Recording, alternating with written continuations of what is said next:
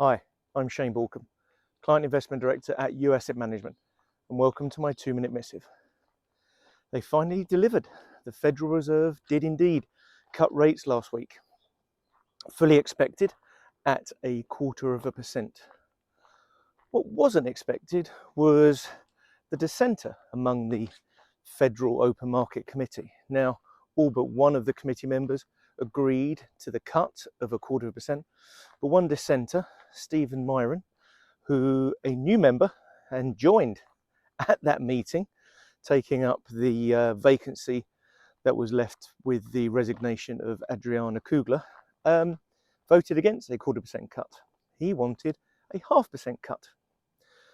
What was also interesting, this was the committee meeting where the projections are given, and projections to the end of this year and further years. And there was a huge outlier among those projections where committee members expect rates to be. And it's probably not a leap of faith to expect that outlier again was Stephen Myron, who his dot was significantly below, almost a whole 1% below the lowest other projection.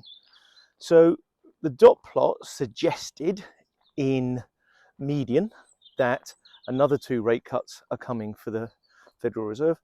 But if you look at Stephen Myron's dot plot, then it's another 1.5% rate cuts. Now, interestingly, Stephen Myron was appointed by Donald Trump. So is this the start of politicalization of a central bank that is supposed to be independent? What is clear, though, is the direction of rates are down, and we expect more cuts from the Federal Reserve this year and next year as they look to support what is a weakening employment story in the US. One eye on potential tariff-induced inflation, but employment is certainly trumping inflation at this moment in time. What is important, though, is to maintain your diversification. A cornerstone of our philosophy is to be appropriately diversified and make sure you stay invested. These views are my own, and before you make any investment decisions, please speak to your financial planner. Thank you.